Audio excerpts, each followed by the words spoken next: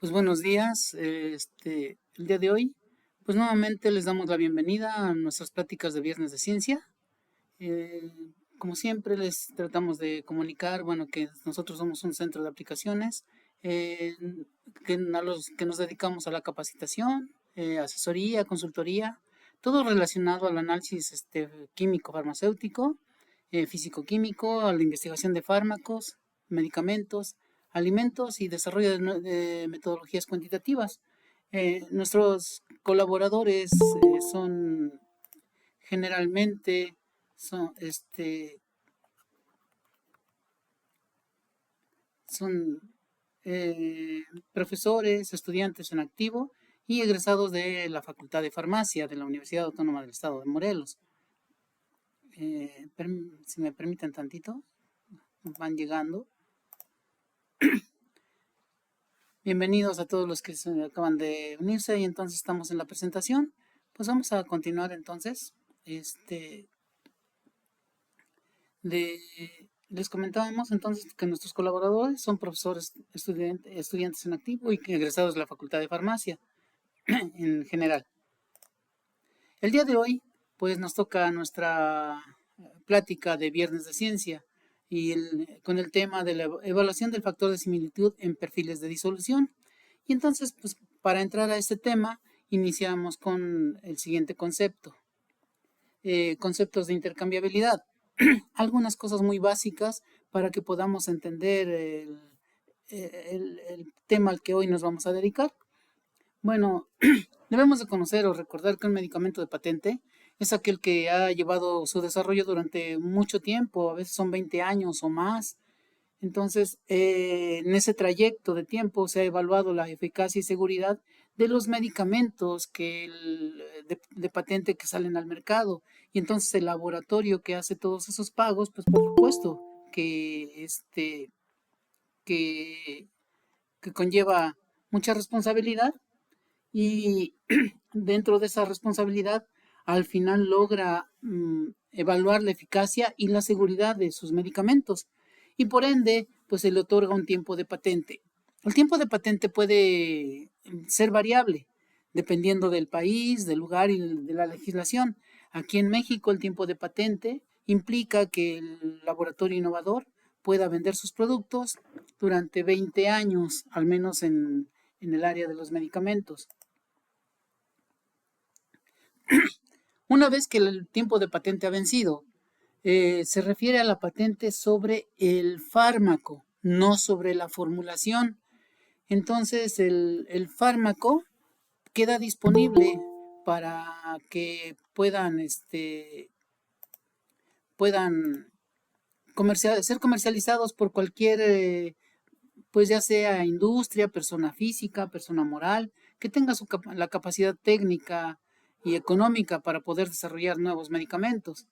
Entonces, una vez disponible la molécula activa, pues habrá quien desarrolle nuevas formulaciones que tengan algunas características muy especiales. Generalmente, un medicamento genérico se conoce como equivalente farmacéutico, siempre y cuando tenga el mismo principio activo, la misma forma farmacéutica, la misma dosis y se administre por la misma vía de administración. Entonces, entendiendo esto, un medicamento genérico es aquel que una vez que se vence la patente toma el principio activo, genera una nueva formulación y pues en característica general es un equivalente farmacéutico del medicamento de patente. Entonces se entiende, ya redundando, que tiene el mismo principio activo, la misma forma farmacéutica, la misma dosis y se administra por la misma vía. Sin embargo, un medicamento genérico bajo estas condiciones no ha demostrado su eficacia y seguridad. Se desconoce si tendrá algún riesgo al ser administrado en los pacientes. ¿Por qué? Porque la formulación que ha utilizado este fabricante no es la misma que el de patente. Por eso reiterábamos hace rato que la patente recae sobre el fármaco, no sobre no sobre la formulación.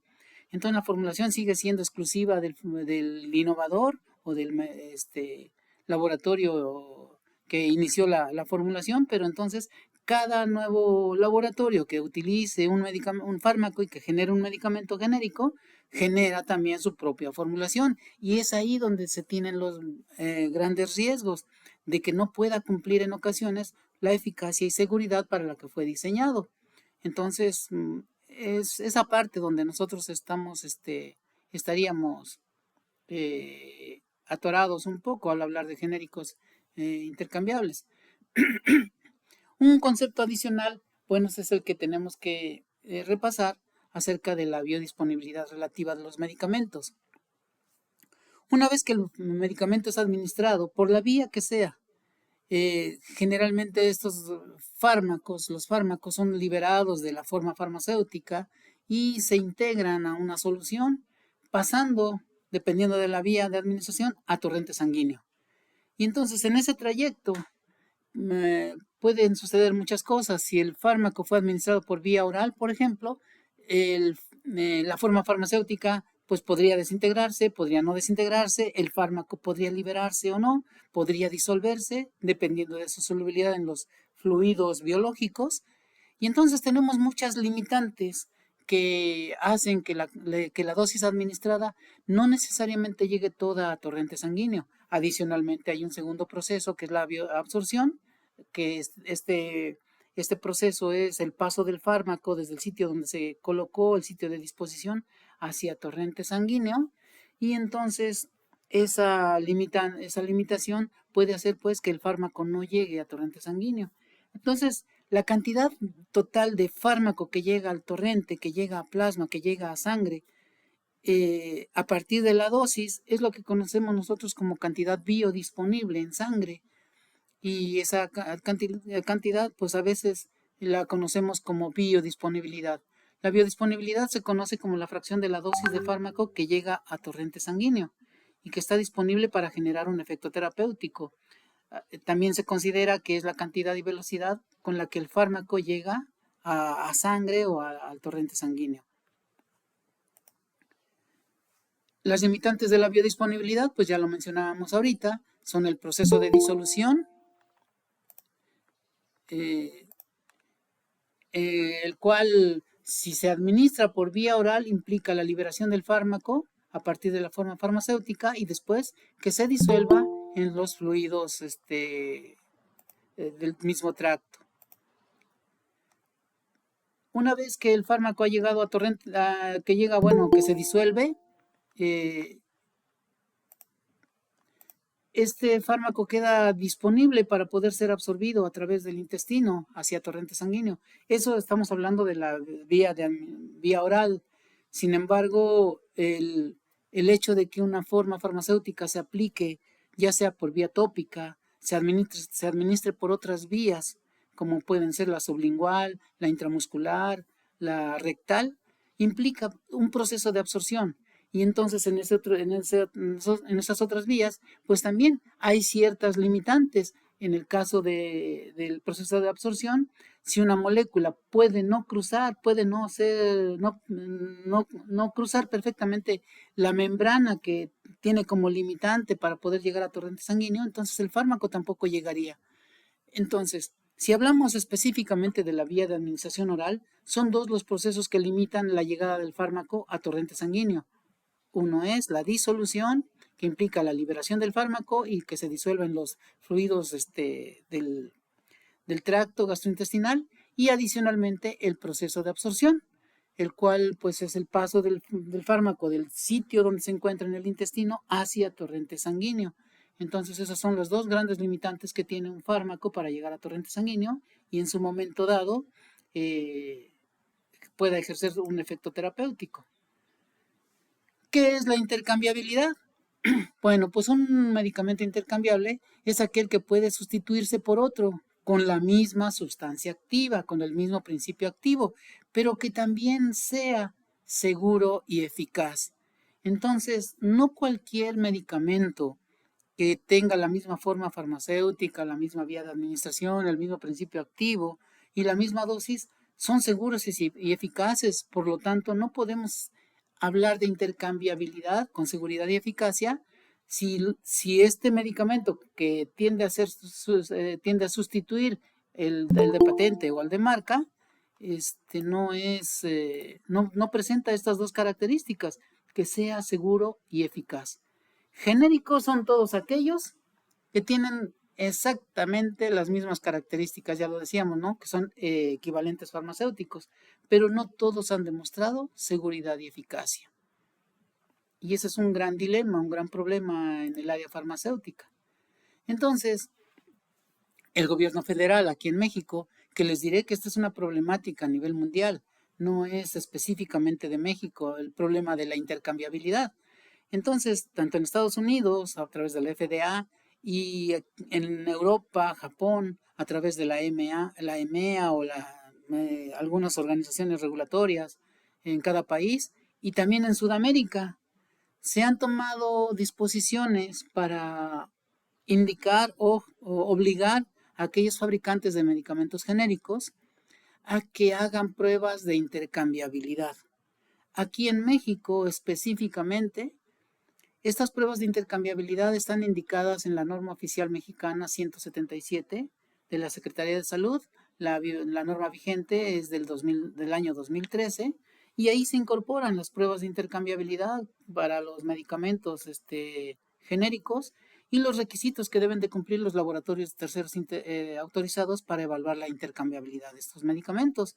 Por aquí en la ilustración se alcanza a ver precisamente el encabezado de la norma 177-2013 y su título un poquito más largo, pero realmente abreviamos en esto. Aquí se indican las pruebas de intercambiabilidad que se deben de cumplir y los requisitos que deben de cumplir los laboratorios terceros autorizados. También hay algo muy importante. Esto es un tema que a veces dejamos de lado y que no tratamos en general en muchos ámbitos, que es el acuerdo que define el tipo de prueba de intercambiabilidad para cada tipo de medicamento.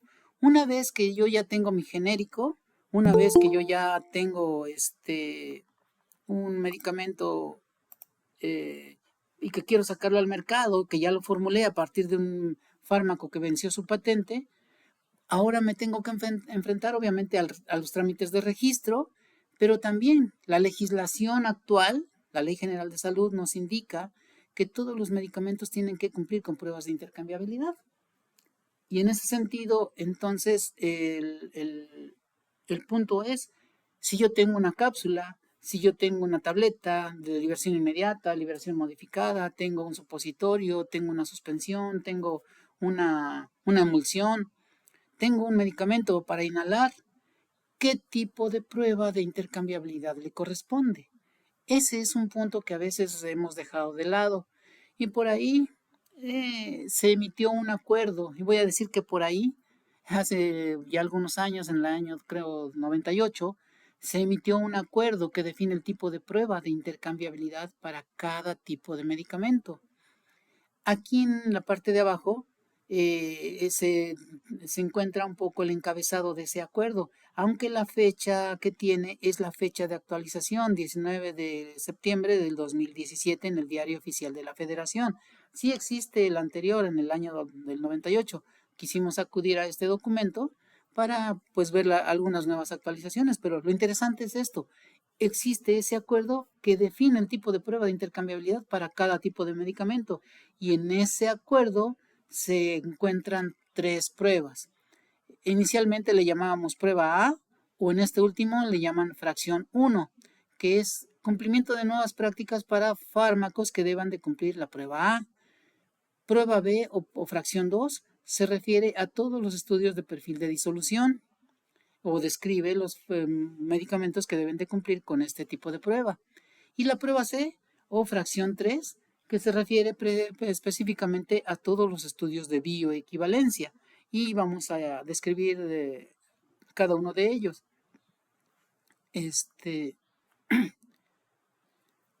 Prueba A o fracción 1 del acuerdo son medicamentos que no comprometen su biodisponibilidad y un poco si lo ven aquí en el recuadro hasta abajo, espero que si no se alcanza a ver me lo digan, dice fracción 1, lo puse directamente del texto, dice fracción 1, los medicamentos que no requieren someterse a pruebas de disolución o bioequivalencia son soluciones acuosas parenterales, no liposomales, soluciones orales y soluciones para inhalación con nebulizador, todos los gases medicinales y medicamentos administrados por vía oftálmica, ótica, nasal, oral, tópica,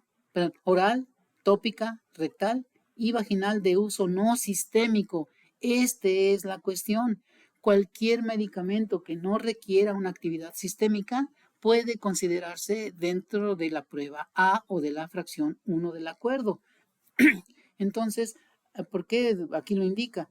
Cuya absorción no represente riesgo con base en el análisis o investigación del grupo de expertos de las pruebas de intercambiabilidad. Simplemente si nos vamos a la actividad de este tipo de fármacos, si se fijan, pues son aquellos que tienen acción local, aquellos que se utilizan para limpieza, para enjuague, para lavados, pero o si van a ser inhalables, pues en realidad solamente pues todas las de formulación que utilizan un nebulizador. Sin embargo, también hay algunas soluciones que son los fármacos en solución. Todos estos no requieren ningún tipo de prueba para hablar de intercambiabilidad, simplemente con que cumplan con los requerimientos de la norma 059. Aquí tengo que hacer énfasis. Si estamos hablando de fabricar medicamentos, por obligación debemos de cumplir con la norma 059, la vigente. Entonces estos deben de cumplir para poder salir al mercado. Entonces con el solo cumplimiento de las buenas prácticas de fabricación, con eso ya se pueden considerar como intercambiables. ¿Qué hay de aquellos medicamentos que tienen que cumplir con la prueba B o con la fracción 2 de este acuerdo? Son aquellos medicamentos, soluciones orales que no cumplan con los criterios señalados en la fracción 1 y la fracción 3, o sea, son los que, exceptuando la prueba A y la prueba C de este acuerdo, requerirán de una prueba de perfil de disolución para demostrar la intercambiabilidad.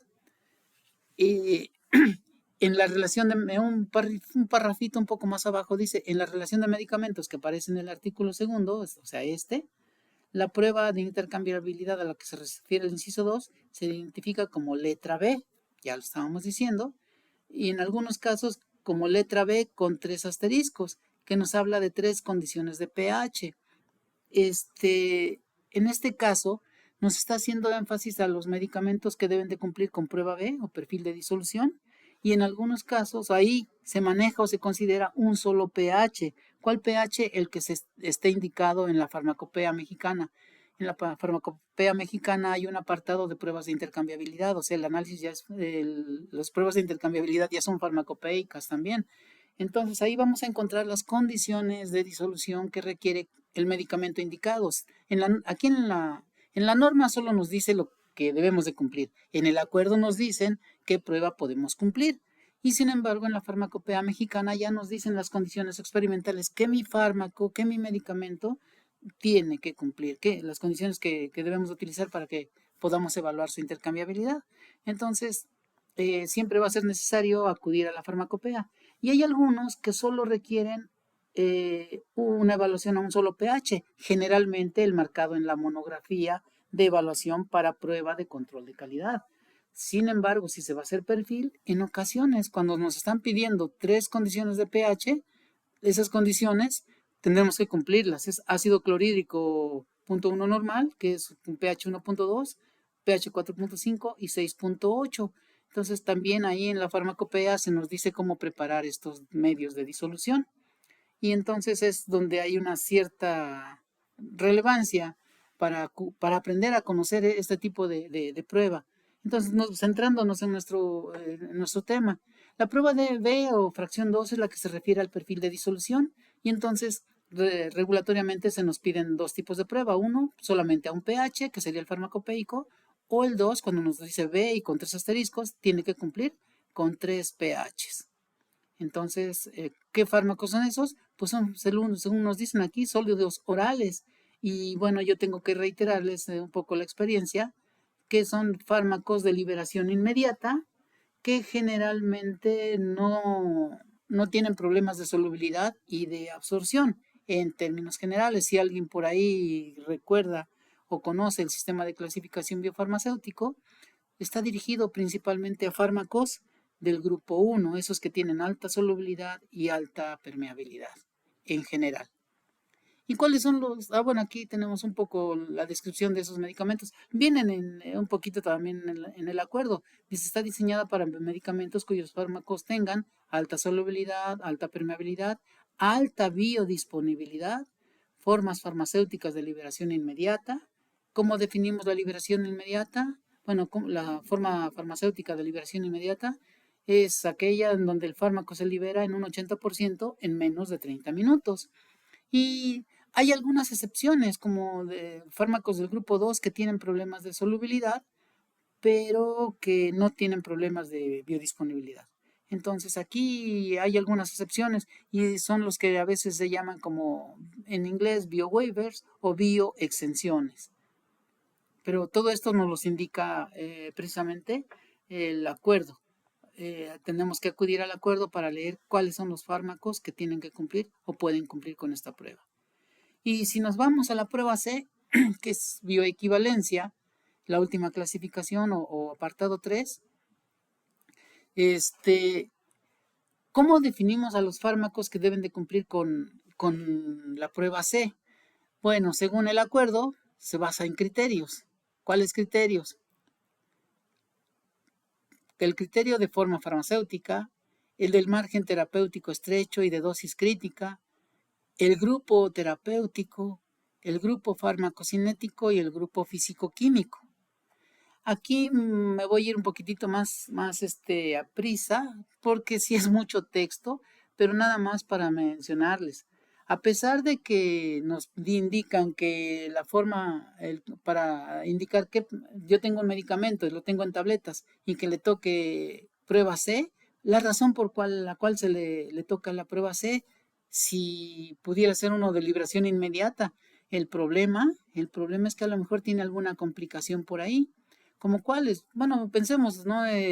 Vamos a irlos viendo más adelante, pero vean, cuando habla de forma farmacéutica, en realidad nos está diciendo que todas las formas farmacéuticas, ¿cuáles? Orales y de liberación inmediata, formas de liberación modificada, formas no orales de acción sistémica, como las rectales, vaginales, transdérmicas, suspensiones y emulsiones, medicamentos para administración por vía inhalatoria, con dosis medida o inhalaciones de polvo seco, suspensiones para administración intramuscular, todas estas formulaciones tienen que ir por bioequivalencia. Las formas farmacéuticas de combinación de activos, todos tienen que ir ¿cómo se llama? Por bioequivalencia, considerando forma farmacéutica, considerando el margen terapéutico estrecho. Son aquellos que tienen un problema de margen estrecho muy pequeño, donde la relación entre la dosis letal 50 y la dosis efectiva 50 es menor a 2. Aquí la importancia de que conozcamos muchos principios farmacológicos. Y bueno, también nos indica aquí, eh, o en su defecto, utilizando la relación entre la concentración tóxica 10 y la concentración efectiva 90. Esta es otra forma de evaluar el margen terapéutico, ¿sí? También aquellos fármacos de dosis crítica, que son agentes terapéuticos que con pequeñas modificaciones pueden presentar variaciones muy altas en el organismo.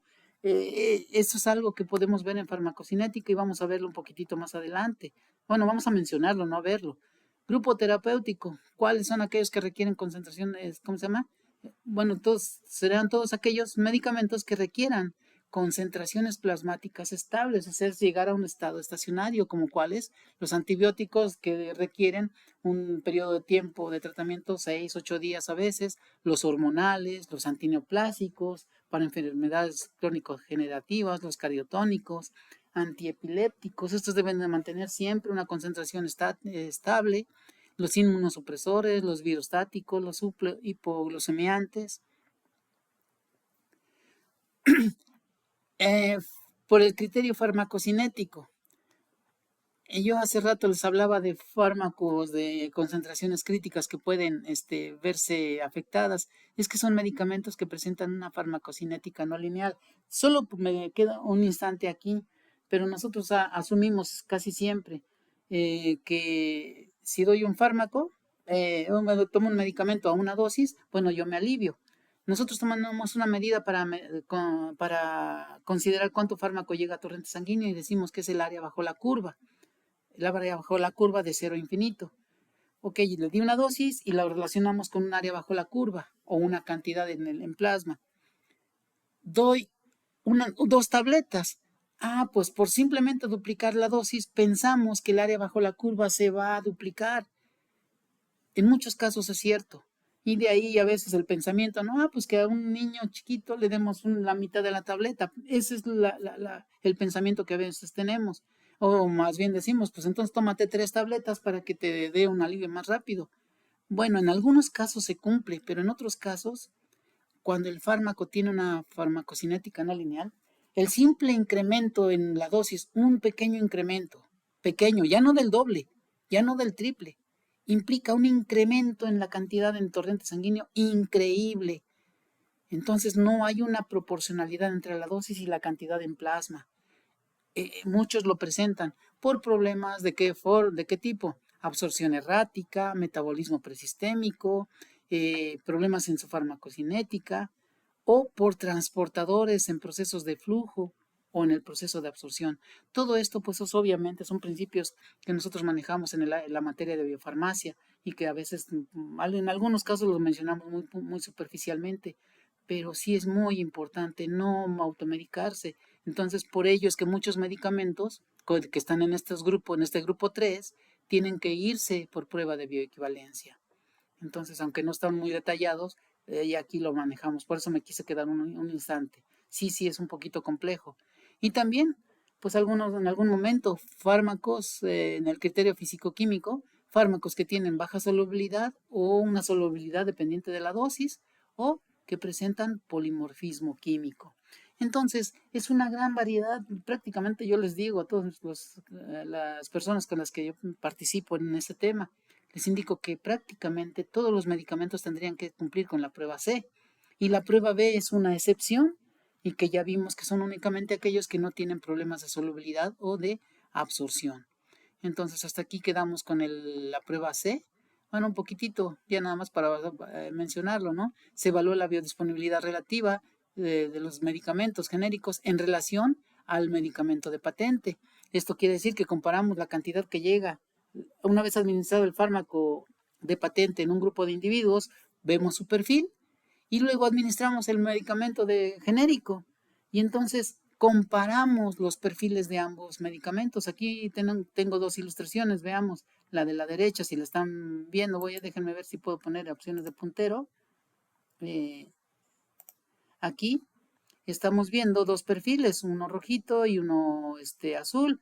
El rojito parece ser el de prueba y el azul del de patente. Vean que hay perfiles muy semejantes, aunque no son iguales. Bueno, pudiera ser que esos sean equivalentes, pero eso es lo que nosotros comparamos. Acá en la ilustración de la izquierda podemos ver 3 perfiles. Dos de un genérico bioequivalente y un genérico innovador. Los dos perfiles, vean, se alcanza perfectamente el Cmax dentro del intervalo terapéutico, pero un segundo genérico que no es bioequivalente es porque su perfil está muy abajo, es muy diferente a los dos primeros. Entonces ahí es donde estamos nosotros haciendo la comparación entre lo que es la biodisponibilidad de dos medicamentos, la biodisponibilidad relativa, comparando la biodisponibilidad del genérico con la de patente. Entonces, mediante análisis estadístico del Cmax, del Tmax o de la concentración máxima, el tiempo para alcanzar la concentración máxima y el área bajo la curva, es como nosotros podemos establecer la intercambiabilidad en este caso. ¿Cómo lo hacemos con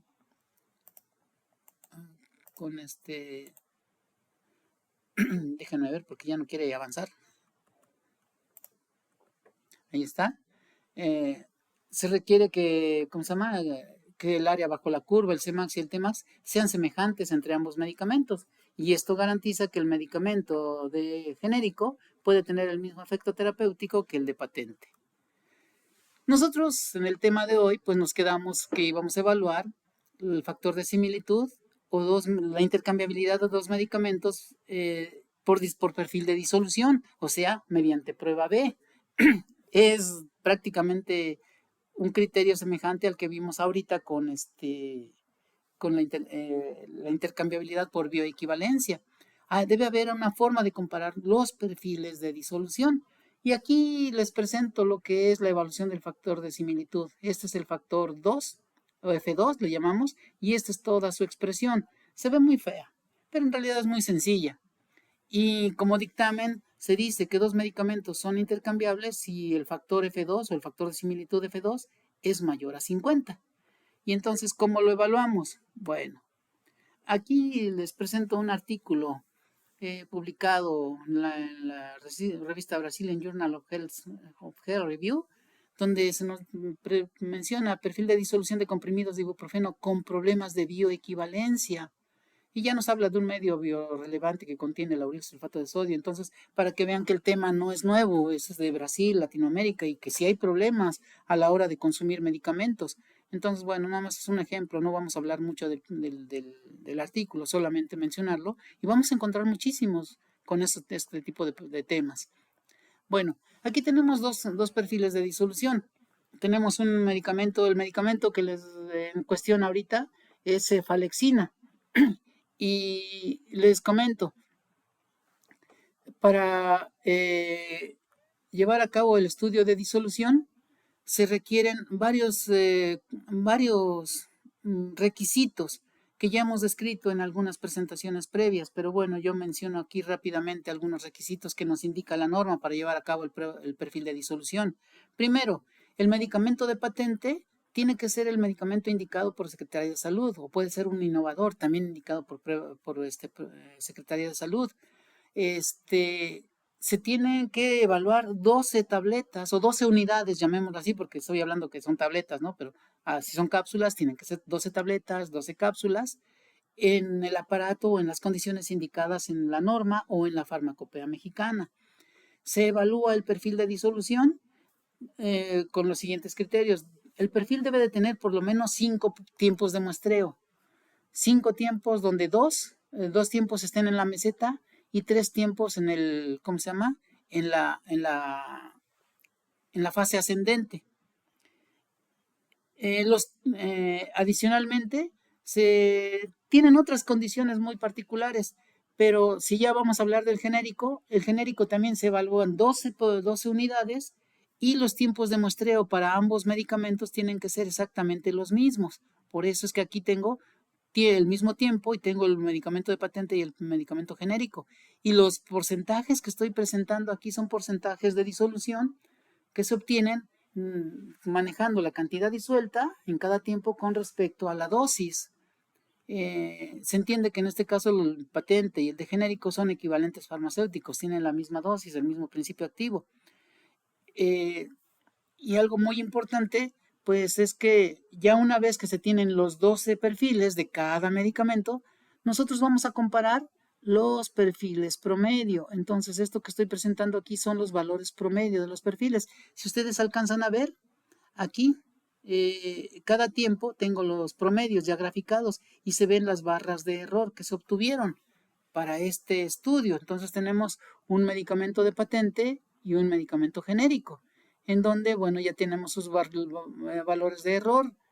Solo presento los promedios, porque lo que vamos a hacer es precisamente trabajar con el, el, el cálculo. Vean ustedes, vamos a calcularlo, no lo vamos a hacer, es muy rápido, es muy sencillo si trabajamos con una calculadora, digo, con una computadora. De momento me regreso a la ecuación y si ustedes ven aquí dice RT menos RP o PT, perdón, RT menos PT. No tenemos que confundirnos mucho. RT generalmente es el medicamento de patente, PT, producto de prueba, y si se fijan, estos son los porcentajes disueltos promedio. Entonces tenemos que restar cada porcentaje promedio a cada tiempo, y es por eso que aquí tenemos tanto el medicamento de patente como el genérico y los porcentajes disueltos a cada tiempo. Cada tiempo. Entonces, ahorita continuamos. Y aquí, bueno, ya estoy presentando la evaluación que vamos a hacer en general. Es la tabla. Aquí ya tengo un poquitito mi tabla, cómo la voy a generar. Pero vamos a trabajar directamente con una tabla de Excel. No, a ver si no tengo problemas ahorita para cambiar de pantalla. Permítanme, por favor. Voy a dejar de compartir esta pantalla. Vamos a ver cosas raras. y les vamos a compartir ahora, déjenme ver.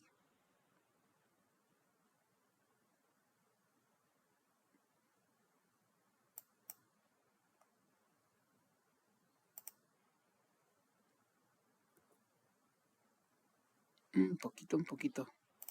No sé qué están viendo, pero... Ah, ya.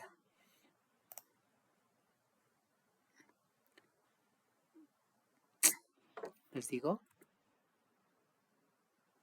Aquí.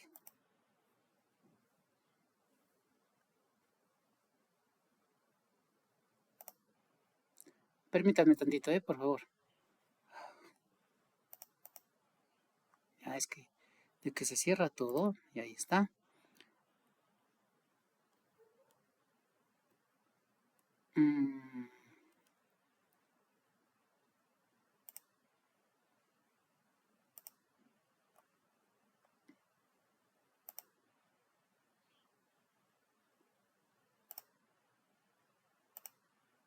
¿Se alcanza a ver la tabla de Excel? Sí, Doc. ¿Sí? Ok. Esta tabla es precisamente la que, ¿cómo se llama? La que tenemos ahí, nada más que la tenemos en un formato de Excel. Y aquí me gustaría que me fueran siguiendo. Vamos a ocupar unos minutos, no van a ser muchos. Pero vean ustedes, tengo el valor de n, que es lo que me está pidiendo aquí. Aquí la fórmula me pide n, me pide los porcentajes disueltos. Y bueno, como decíamos, es una gráfica un poquito grande, ¿no? De una ecuación un poquito grande, parecía complicada, pero no, es muy sencilla. Entonces, ya que yo tengo mis tiempos, tengo los porcentajes disueltos promedio del medicamento de patente, los promedios disueltos del medicamento genérico, y tengo pues aquí contabilizado los tiempos de muestreo, por eso les pongo n. Tengo que n son 10 tiempos de muestreo. Bueno, lo primero que vamos a calcular es la diferencia de la ecuación. La diferencia pues es muy simple, hablando de Excel. Quiero que lo vean y cualquier duda me dicen, por favor. Entonces lo único que voy a hacer es poner una fórmula que me diga porcentaje de patente menos porcentaje de genérico y me da la diferencia. Luego, según la ecuación, aquí hay un pequeño problema, Esta diferencia tiene que ser al cuadrado, pero es un problema de la ecuación, Esto es al cuadrado, por eso da igual cuál restemos primero, porque esto tiene que ser al cuadrado. ¿Estamos? Entonces, para multiplicar al cuadrado la misma celda, yo lo hago de esta forma. Pongo otra vez, pongo este valor que es el que quiero multiplicar, le pongo el símbolo de multiplicación y lo vuelvo a multiplicar. Y entonces ahí es mi, ¿cómo se llama? Mi valor ya, o mi diferencia ya está al cuadrado. Si ustedes lo ven, fue muy sencillo, a menos que tengan alguna duda. Y lo único que vamos a hacer es copiar. Nos vamos a llenar todas las celdas porque tenemos que hacer todo a cada tiempo.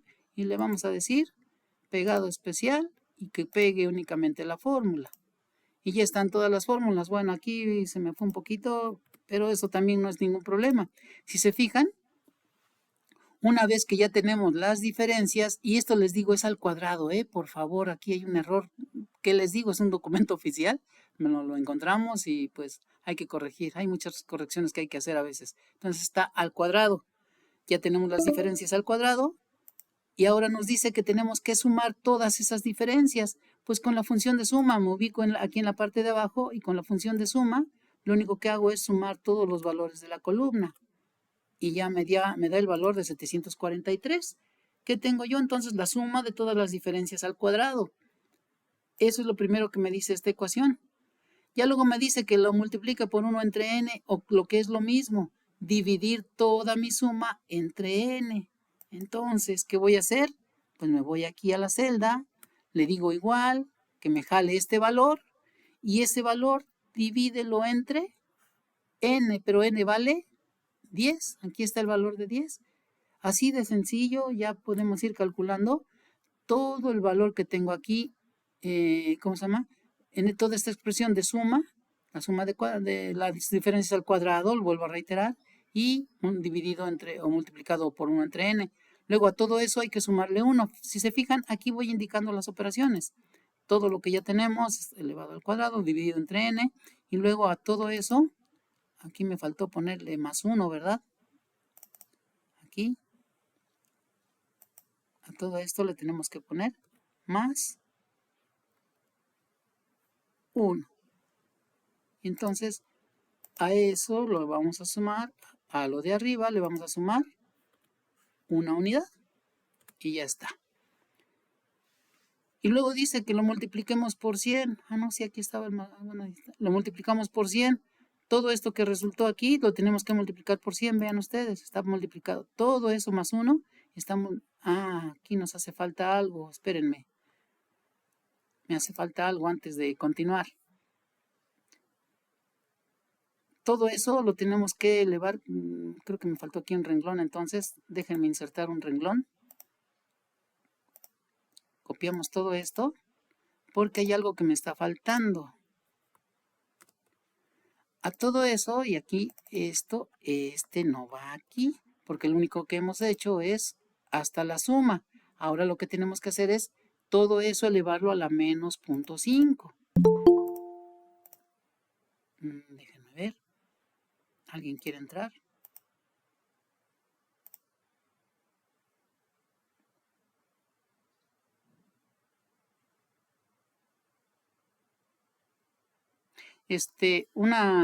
Un favor. Si se desconecta, nos podemos conectar nuevamente, pero yo creo que terminamos un poco antes. ¿Sale? Usted lee lo que me está indicando aquí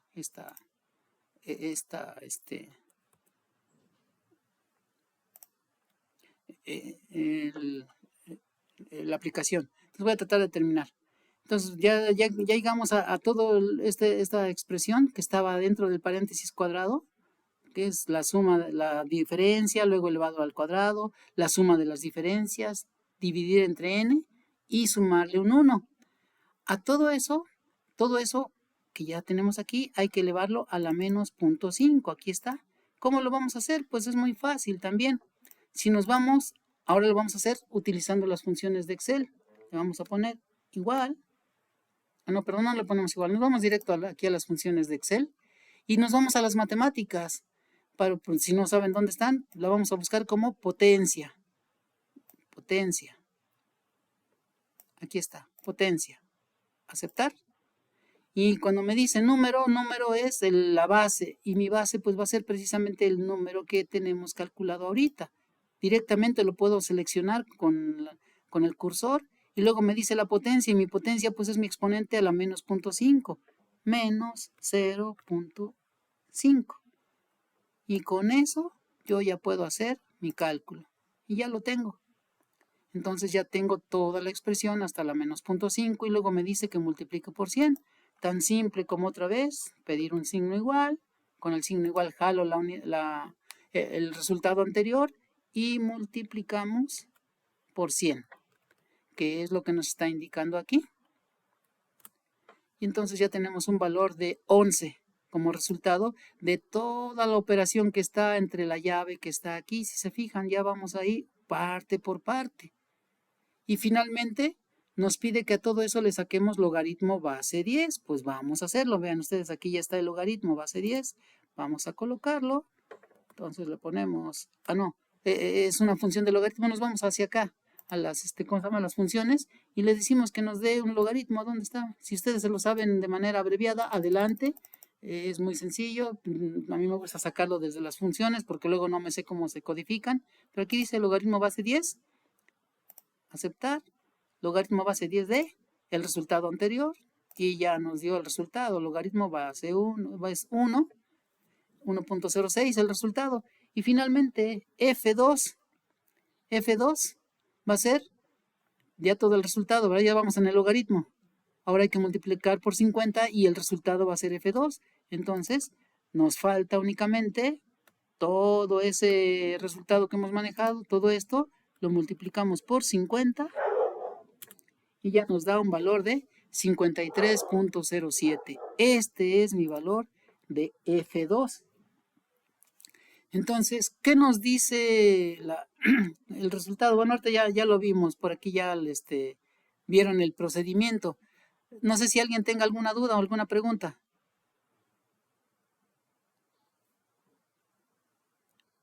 ¿Nadie quiere preguntar? En mi caso no, Doc, vamos bien. Ok. Vamos a dejar de compartir y nos vamos a ir a la presentación.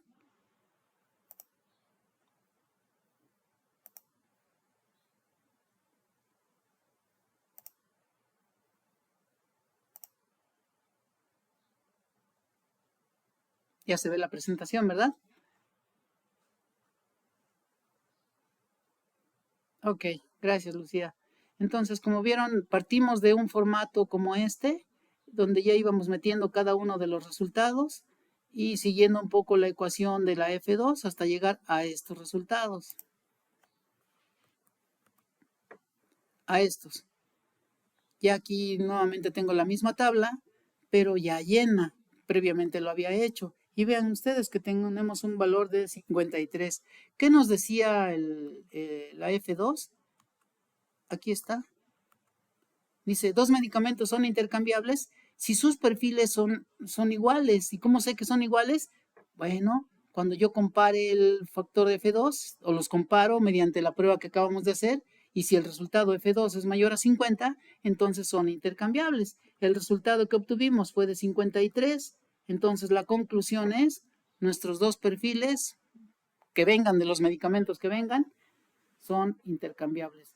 Pues eso es todo en realidad para hablar de la prueba de F2. Es muy sencilla. Obviamente el problema está en entender todo el contexto. Yo espero que les haya agradado esta presentación. Me gustaría pues sí que vayan haciendo algunos comentarios. ¿Tienen alguna duda? O no sé, pues algo que quieran comentar. Al final, para nosotros el conocimiento, transmitir este conocimiento a través de de estas sesiones, pues es muy importante. Entonces, les dejo la palabra. ¿Alguien quiere participar?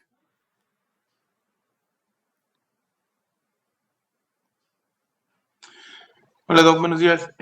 En cuestión de la parte de los estudios de bioequivalencia, esos por ley se tienen que cumplir absolutamente todos al pie de la letra, no como mencionó que a excepción de los de perfil de disolución. Puede ser que no pase el perfil de disolución, pero para que salga, por así decirlo, a la venta o se asegure su uso, tiene que cumplir absolutamente todos los estudios de bioequivalencia.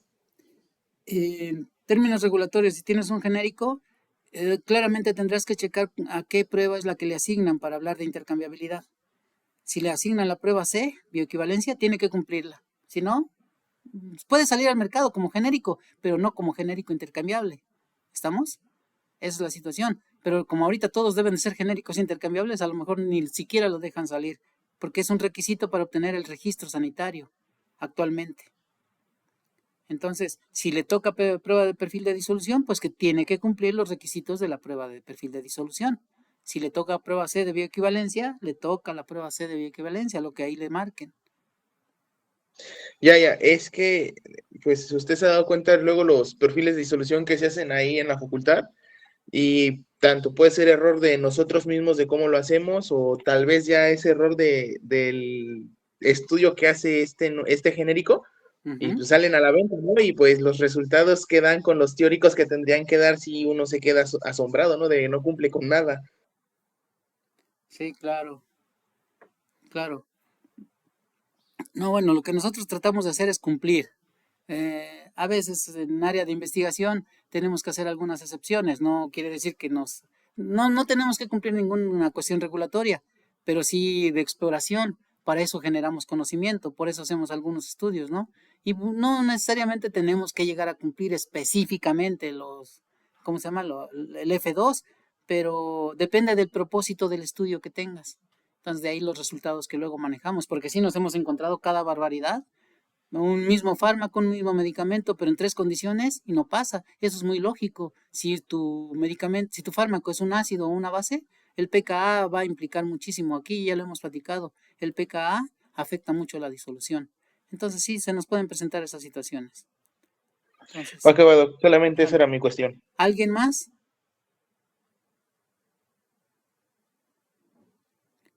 ¿Nadie más? Bueno, ¿qué pasó, Andrea? Adelante, Una duda, doctor. dígame. Por ejemplo, ¿qué tal si el factor F2 da de 49.9, se redondea o se rechaza? No, si te da 49.9, es 49.9, no pasa. Si te fijas, yo les puse F2 mayor a 50. No es mayor o igual, es mayor a 50. A veces también la dificultad de no entender los símbolos. Sí, o simplemente así de fino a veces es el análisis. Tiene que ser mayor a 50, si no, no es intercambiable. ¿Sale? Y generalmente Ah, ok.